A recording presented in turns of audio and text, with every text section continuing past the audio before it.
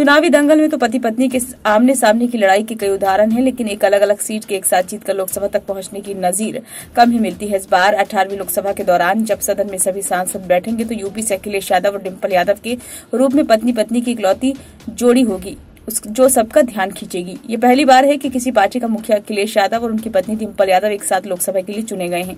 अखिलेश अपनी परंपरागत सीट कन्नौज से तो उनकी पत्नी डिंपल यादव पड़ोस की मैनपुरी सीट से सांसद चुनी गई हैं। दोनों ने ही रिकॉर्ड वोटों के अंतर से चुनाव जीता है। डिंपल यादव तो सपा की ओर से जीतने वाले सांसदों में सबसे ज्यादा वोटों के अंतर से जीतने में अव्वल है।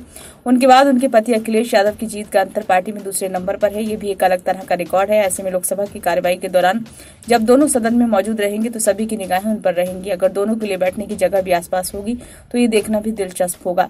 एक इत्तेफाक देखिए कि अखिलेश यादव और उनकी पत्नी डिंपल यादव पिछली लोकसभा 2019 में भी एक साथ लड़े थे, लेकिन सदन के सदस्य एक साथ नहीं निर्वाचित होने के साथ साथ नहीं पहुंच सके थे। दरअसल अखिलेश यादव आजमगढ़ से चुनाव लड़कर जीते, जबकि डिंपल यादव कन्नौज से लड़ी थी, लेकिन चुनाव नहीं जीत सकी थी। हालांकि सपा संस्थापक मुलायम सिंह यादव के निधन के बाद मैनपुरी सीट खाली हुई तो डिंपल यादव वहां से उपचुनाव जीतकर सदन में पहुंची। उसके पहले अखिलेश यादव विधानसभा में मैनपुरी की ही करहल विधानसभा से विधायक निर्वाचित हो गए थे। नतीजों के बाद विधानसभा में नेता प्रतिपक्ष की जिम्मेदारी निभाने के लिए उन्होंने आजमगढ़ लोकसभा सीट से इस्तीफा दे दिया था। उनके इस्तीफे के बाद करीब 10 महीने बाद डिंपल यादव उपचुनाव जीतकर लोकसभा पहुंची। इस तरह 17वीं लोकसभा का सदस्य निर्वाचित होकर 7 में सदस्य नहीं रहे थे। अखिलेश यादव न सिर्फ पहली बार पत्नी के साथ लोकसभा में मौजूद रहेंगे, बल्कि इस बार उनके 3 भाई भी बतौर सांसद सदन में उनके साथ रहेंगे। चूंकि सफे परिवार के 5 सदस्य निर्वाचित होकर लोकसभा पहुंचे हैं।